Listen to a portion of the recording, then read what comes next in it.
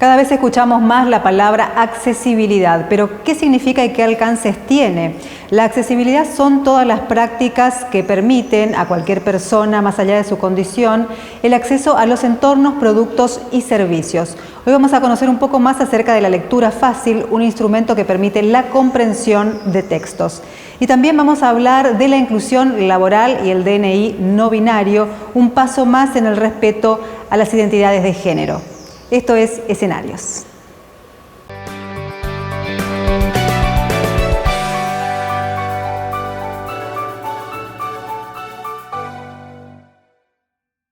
Bueno, cada vez se escucha más la palabra accesibilidad. ¿Qué significa esta palabra y cuáles son las herramientas, los instrumentos y los procesos que hacen posible la accesibilidad? Vamos a hablar de eso con Natalia Livieres, que está con nosotros, es de la Fundación La Colmena. ¿Cómo estás, Natalia? Muy bien, muchas gracias por el espacio. Bueno, hablando de cómo hacer accesibles, digamos, los servicios, los productos, las cosas que tenemos alrededor, aparece esta nueva herramienta para nosotros que es la lectura fácil. ¿En qué consiste? ¿Qué es la lectura fácil? Sí, la verdad es que, bueno, la accesibilidad tiene muchísimas dimensiones porque básicamente tiene que ver con eliminar todo tipo de barreras, pero la lectura fácil realmente es algo personalmente me apasiona y pienso que no soy la única porque cada vez que alguien se acerca y se va metiendo en el tema le resulta más que interesante. Es una herramienta de accesibilidad a los contenidos, o sea, al conocimiento, a la información, y es un puente que permite también otras accesibilidades, pero por ejemplo si uno accede a una información con apoyos para la visión, la audición o la lectura de distintas formas, no está garantizada la comprensión. Claro. Y si no comprendemos la información tenemos muy pocas herramientas para tomar decisiones. Y lo que ocurre también con la falta de comprensión de la información es que uno se va acostumbrando a no entender, a no entender el entorno, no solo un texto, ¿no? Sino ya uno se va como recluyendo y va aceptando que hay cosas que no va a poder entender. Entonces dejan de interesarle y entonces se hace como un círculo y uno va teniendo cada vez menos herramientas para desenvolverse en lo cotidiano. Claro. ¿Para quién está pensada la lectura fácil? Bueno, en realidad la lectura fácil facilita el acceso a contenido para cualquier persona que tenga dificultades de comprensión de textos. Puede ser por una discapacidad, puede ser por algún tratamiento, puede ser por un poco manejo de un idioma, puede ser porque uno dejó de leer por otros temas y entonces va teniendo menos vocabulario y se desalienta también de la lectura y se va perdiendo la comprensión lectora, pero no solo se refiere a la literatura, sino que en muchos ámbitos todas las personas nos acostumbramos a no entender por ahí un prospecto, por ahí una póliza de seguro, contratos, papeles que ni siquiera leemos porque sabemos que no vamos a entender. Entonces, esto plantea que en realidad hay que pensar en tratar de hacer comprensibles las cosas porque es una cuestión del alcance de la información, de todo tipo de información. Bueno, también en el ámbito de la justicia, ¿no? Ha aparecido algo que se llama el lenguaje claro. ¿Tiene más o menos la misma o una relación similar con los textos, con la accesibilidad? Sí, en realidad la lectura fácil es una partecita de lo que es el lenguaje claro. El lenguaje claro es algo que plantea ponerse en lugar del destinatario en general.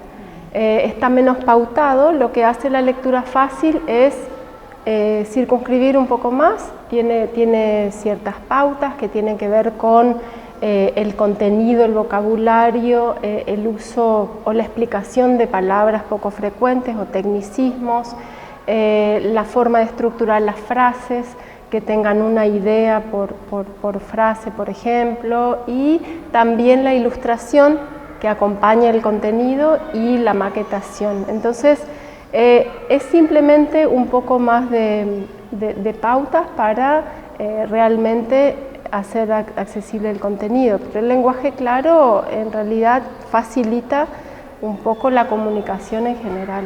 Claro, bueno, ¿y por dónde se empieza? Lo que tiene la lectura fácil es que es un proceso que es complejo, porque no es fácil hacer algo sencillo.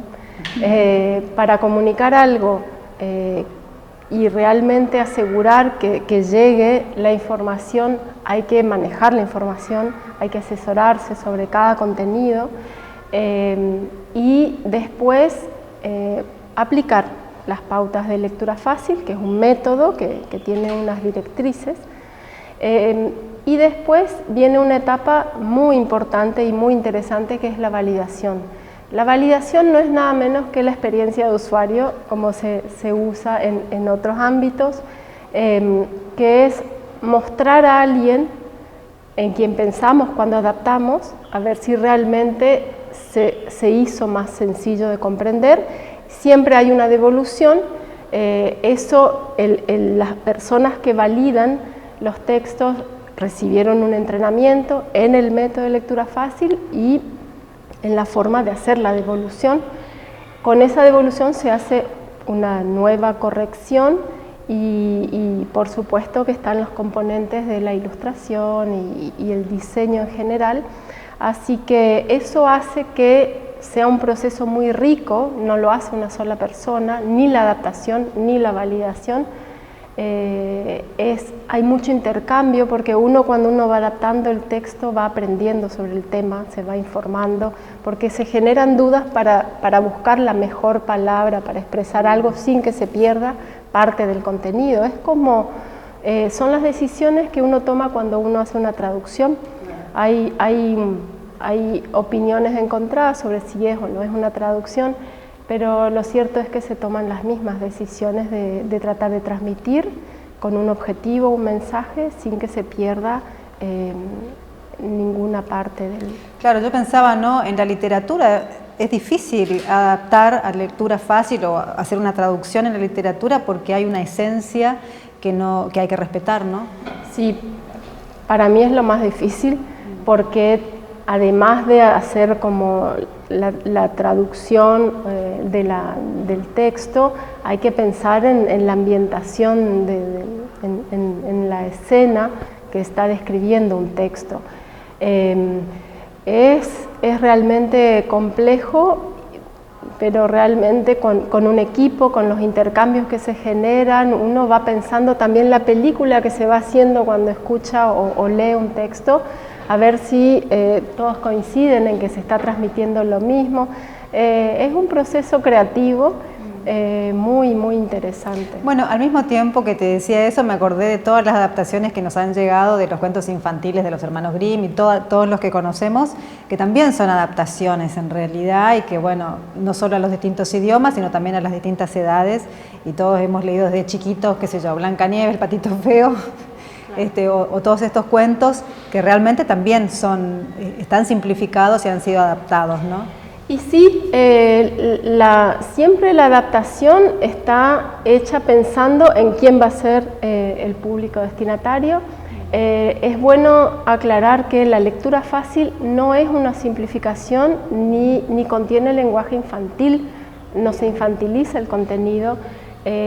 Hay sí literatura infantil en lectura fácil, porque se le aplica el método, pero no todo lo que se adapta a lectura fácil termina siendo un contenido infantil. Claro. Para nada, es para las distintas edades, para los distintos públicos, y hay que tener mucho en cuenta eso. Es como que hay que tratar de no perder de vista quién es siempre el objetivo cuando uno hace adaptación, porque la tendencia es a creer que uno va a resumir y simplificar algo y explicarlo con palabras más infantiles, pero eso sería otro texto. Claro. ¿Quién hace estas traducciones de lectura fácil? ¿El Estado tiene algún tipo de programa? ¿Son organizaciones civiles, digamos? Bueno, la verdad es que nuestra organización empezó a capacitarse, a formarse en el método y nos propusimos realmente introducir, sensibilizar, concientizar sobre la importancia de esta metodología, con la intención de no ser las únicas personas que hagamos esas adaptaciones, porque lo ideal es que hubiera equipos en todas las ciudades, en todas las regiones, porque es una necesidad cada vez mayor.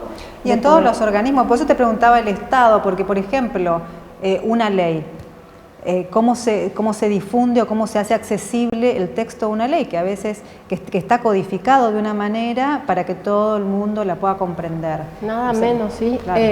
Ahora, bueno, la Secretaría de Cultura, el Instituto de Cultura de la provincia declaró de interés nuestro programa de introducción de la lectura fácil, y la idea es que en todos los ámbitos se genere tanto la inquietud de mejorar el alcance de la información, como bien decís, todas las leyes y todos los reglamentos y toda la información que se comunica con la intención de informar debería ser pensada en cuanto al alcance.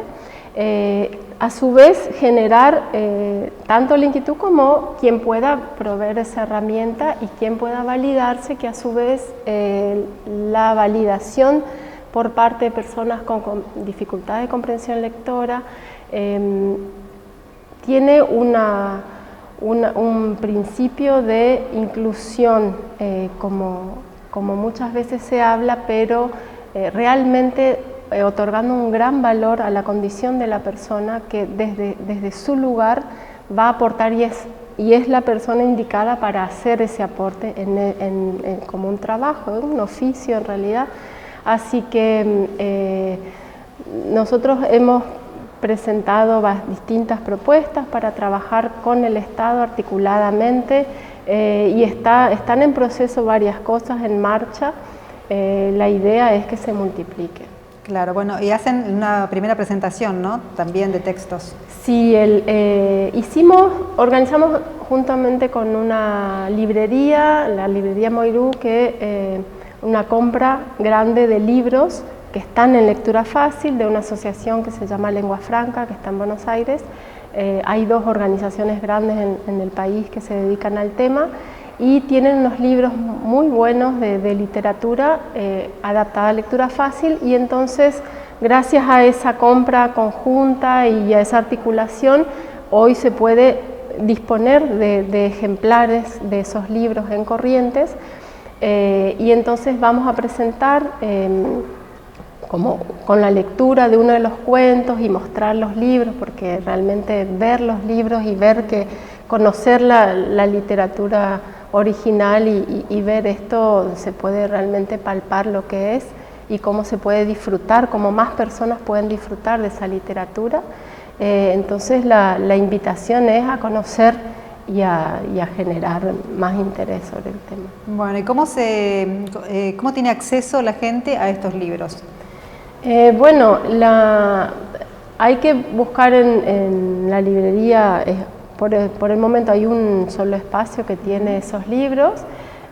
Vamos a reunirnos en ese espacio para hacer esa presentación que queda por la calle San Lorenzo, 1356. Es un espacio que tiene varios locales comerciales con una propuesta muy creativa y muy interesante, y el encuentro va a tener también artistas invitados que acompañan. La verdad es que la idea es el intercambio y los aportes de cada uno. Bueno, muchísimas gracias, Natalia, por estar con nosotros y bueno, contarnos y hacernos accesible justamente este tema de la lectura fácil, que por ahí todavía no es tan conocido. Muchísimas gracias a vos por poder difundir. Bueno, estamos en Escenarios.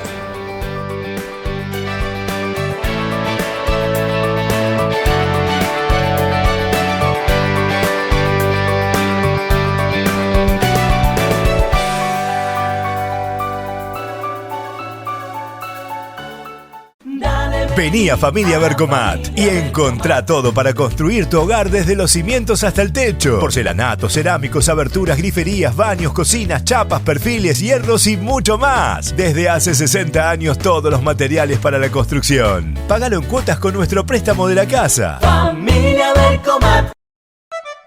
Llevamos nuestra cultura al nivel más alto.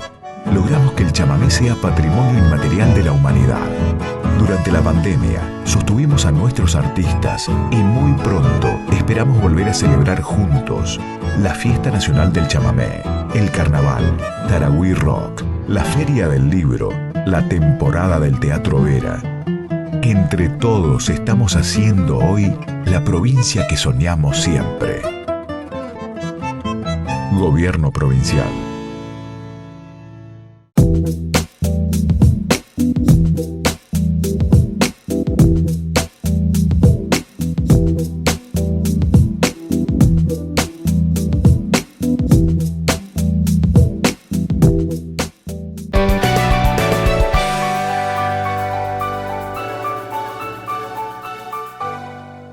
Argentina dio un paso más en el reconocimiento a las identidades de género con el Documento Nacional de Identidad No Binario.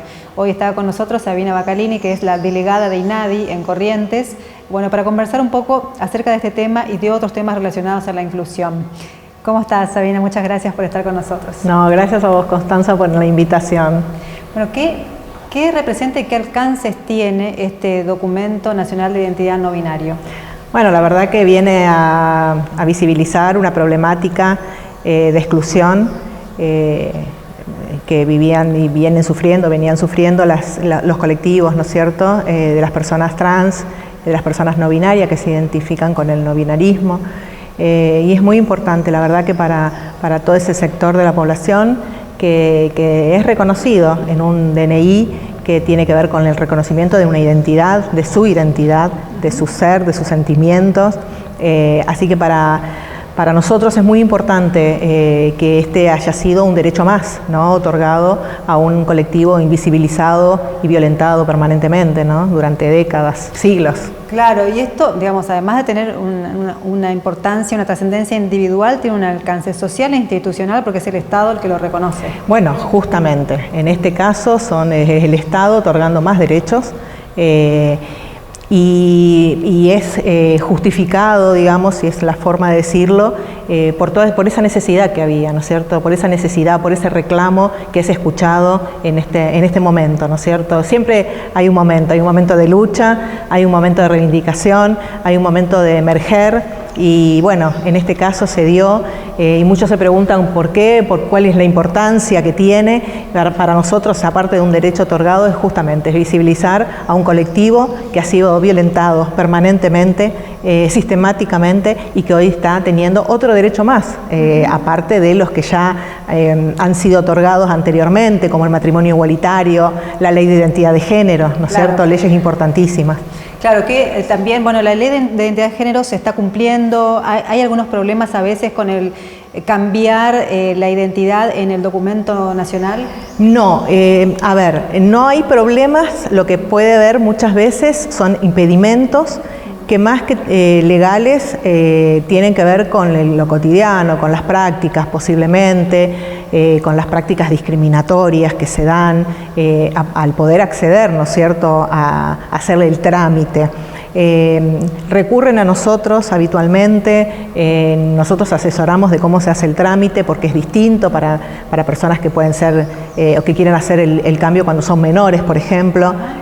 Bueno, ahí ya interviene la justicia, tiene que estar el permiso de los padres y muchas veces bueno, esto se va como haciendo más lento y nosotros lo que hacemos desde el INADI es apoyar, ayudar, gestionar para que el trámite se haga más rápido y que las personas que lo tengan que hacer no sufran en ese proceso, que es lo que habitualmente ocurre, digamos que se encuentren con prácticas discriminatorias, ¿no es cierto?, en ese proceso. Claro. Y la ley, te quiero decir que la ley de identidad de género, vos me decís si se cumple o no, mira, las dificultades tienen que ver con primero el desconocimiento de la misma ley. Y el INADI hoy en día, por ejemplo, trabaja mucho con las escuelas, justamente porque los procesos ahora se hacen desde más temprana edad. Entonces el cambio de identidad hoy se empiezan a generar en adolescentes, en niñas muchas veces y en adolescentes, y donde más sufren es en la escuela, ¿no es cierto?, en el ámbito educativo. Entonces ahí estamos. Claro, o sea, hay todo un entramado institucional que debería acompañar estos avances en la ley, pero por ahí se hace difícil. Sí, ya te digo, primero desconocimiento de la misma ley y de cómo se aplica. Y por otro lado, aparte de las cuestiones, de las prácticas discriminatorias que tienen que ver con esto, ¿no es cierto?, con no reconocer los derechos a partir de las leyes, con las prácticas que tenemos las personas con respecto a ese colectivo, ¿no es cierto?, y a ese proceso. Bueno, y con respecto también a este colectivo, ¿qué pasa con el trabajo? Bueno, sabemos que se aprobó la ley de cupo laboral trans, ¿no es cierto? Y eso hace unas semanas atrás, creo, si no me acuerdo, se reglamentó. Y esta vez hace que también podamos ponerlas en práctica desde las instituciones del Estado, ¿no es cierto?, porque de la administración pública. Fundamentalmente, la ley de cupo laboral trans tiene que ver con el ingreso de las personas del colectivo trans a la administración pública. Y hace una semana se habilitó el registro. Hay un registro, te iba a preguntar eso, ¿cómo se acredita de alguna manera? En realidad hay un registro que es libre, y que se hace en la página del Ministerio de las Mujeres, Géneros y Diversidad. Y está abierto desde la semana pasada el registro. Y es muy fácil de completar, y cualquier otra duda que puedan llegar a tener o impedimento, nosotros también podemos ayudar y colaborar en ese registro. Lo más importante de la ley de cupo laboral trans es que tiene en sus artículos algunas cosas que siempre fueron justamente que imposibilitaron el acceso laboral a las personas trans. Por ejemplo, estudios terminados, trabajo previo. Eso hace justamente que las personas, se hace el impedimento por las que las personas trans no pueden acceder a un trabajo digno y a un trabajo registrado, ¿no es cierto?, en blanco.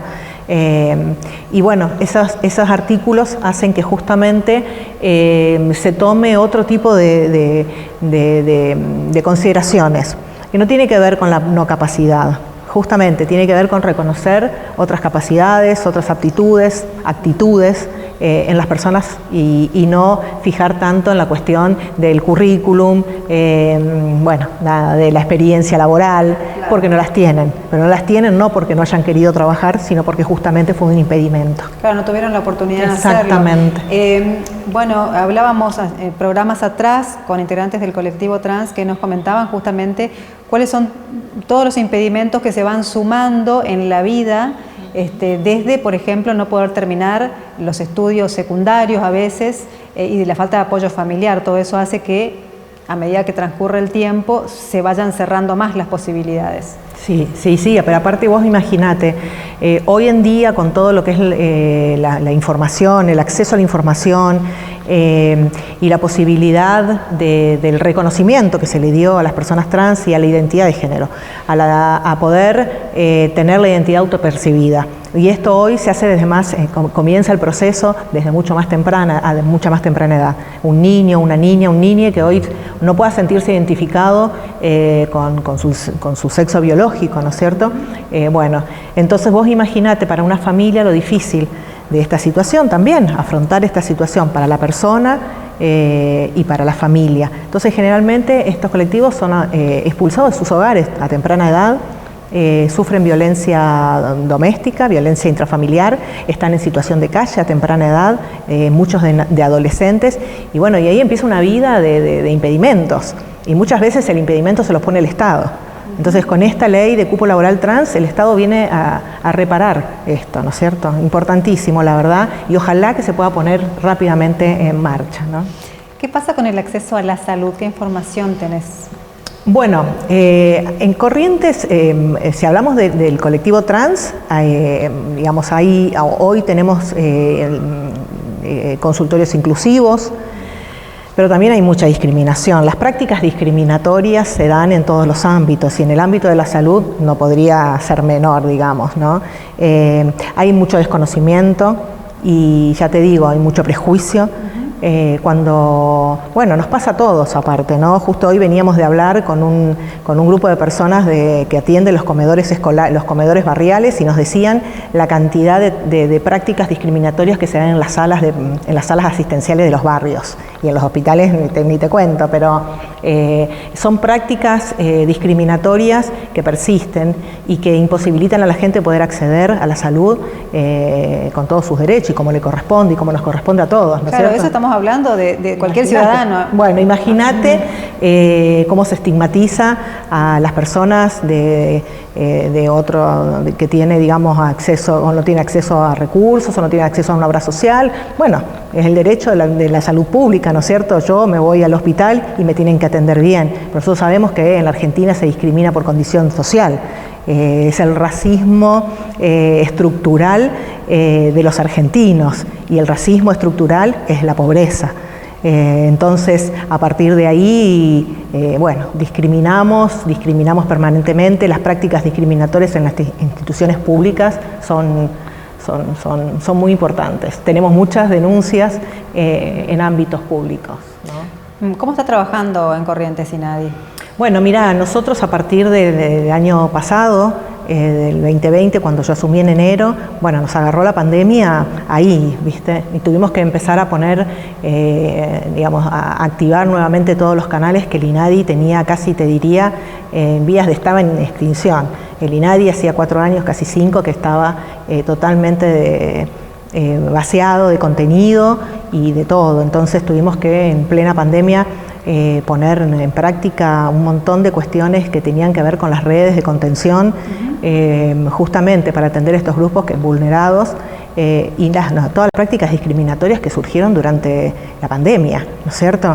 Que empezaron a aflorar y a aflorar en todos nosotros, y que tenía que ver con esto, ¿no? Discriminar a los barrios, discriminar a la gente enferma, o a la gente que tenía o que sufría la enfermedad al principio, ¿no? Bueno, y esa es la construcción la construcción que hacemos, digamos, de los estereotipos, y la discriminación la hacemos justamente, y se da por esto, ¿no es cierto? Por un temor a lo nuevo, a lo distinto, a lo que no entra dentro de la normalidad, ¿no es cierto? De ese paradigma de la normalidad que, bueno, que se ha construido socialmente a lo largo de la historia de Argentina, no es nada nuevo, ¿no es cierto?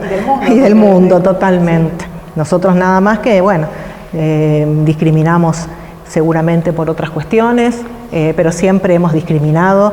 Ha sido un país basado y ha construido su cultura en las prácticas discriminatorias, ¿no? Así que imagínate todo lo que hay para deconstruir todavía.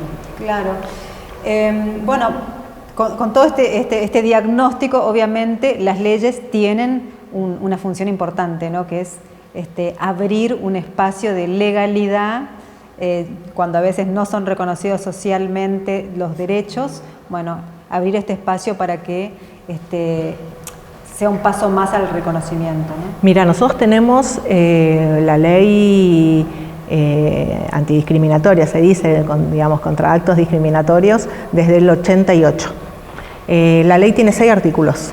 Justo hoy hacía un repaso de la ley, porque lo que estamos intentando desde el INADI, y esto aparte porque el presidente y la vicepresidenta quieren que se renueve, se haga una ley nueva contra la discriminación. Claro. Y esta ley la estaba revisando porque hay una ley, digamos, un proyecto de ley, y la cantidad de cosas que tenemos que ampliar todavía con respecto a la discriminación, porque desde el 88 hasta ahora, y vos imaginate todo lo que pasó, todos los cambios que hubo, y bueno, una ley con 6 artículos, imagínate, apenas describía lo que es un acto discriminatorio.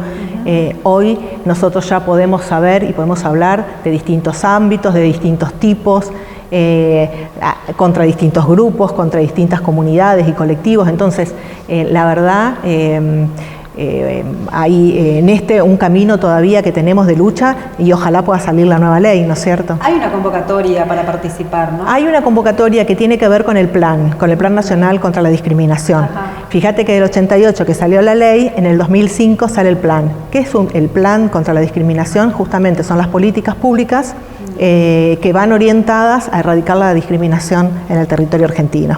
Y esto tiene que ver Bien.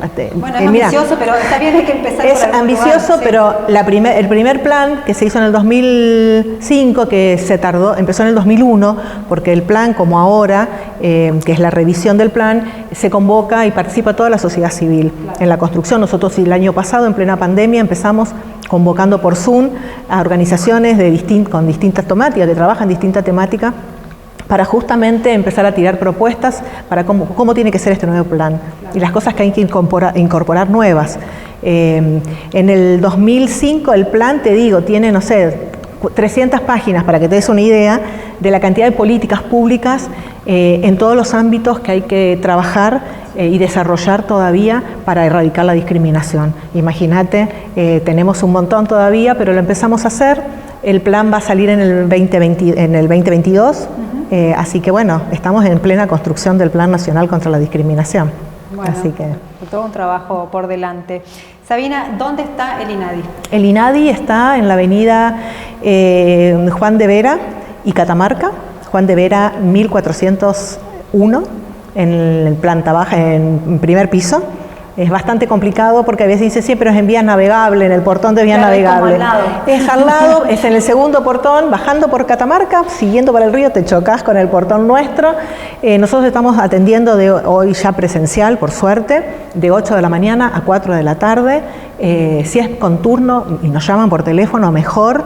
Pero nosotros estamos siempre y la verdad que, mira, atendemos denuncias, pero también atendemos gestiones, un montón de gestiones que tienen que ver con gestiones de buenos oficios que hacemos, porque bueno, los impedimentos que a veces tiene la gente no son legales, sino que tiene que ver con esto, ¿no? Con los impedimentos que ponen las mismas instituciones y las mismas personas y que imposibilita a las personas que en su momento están necesitando acceder a algún derecho. Claro. Así que estamos ahí para atenderlos. Muchísimas gracias. No, gracias a ustedes por la invitación y espero volver otro día para seguir contándoles todo lo que hacemos. ¿Cómo no? Con mucho gusto. Muchísimas gracias. No, por favor. Seguimos en escenarios.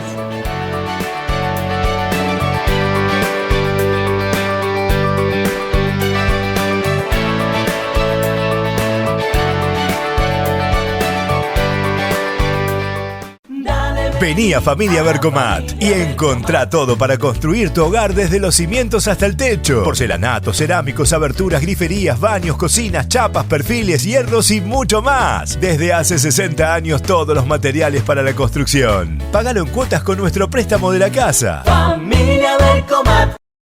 Verte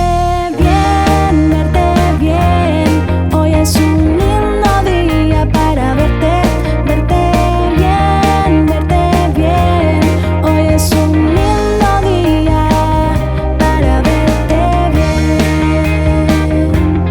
hoy es un lindo día para verte bien,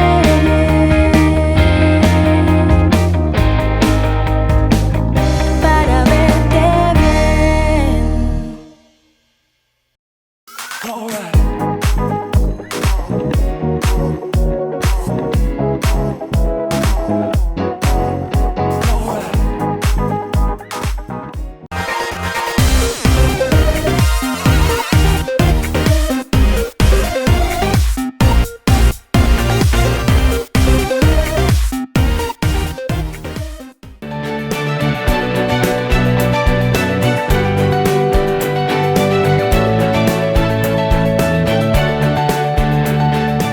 Te esperamos el próximo jueves a las 13 en Sintonía 7 de Cablevisión y como siempre en nuestras redes sociales, Facebook, Instagram y nuestro canal de YouTube Escenarios TV para compartir nuestros contenidos. Hasta entonces.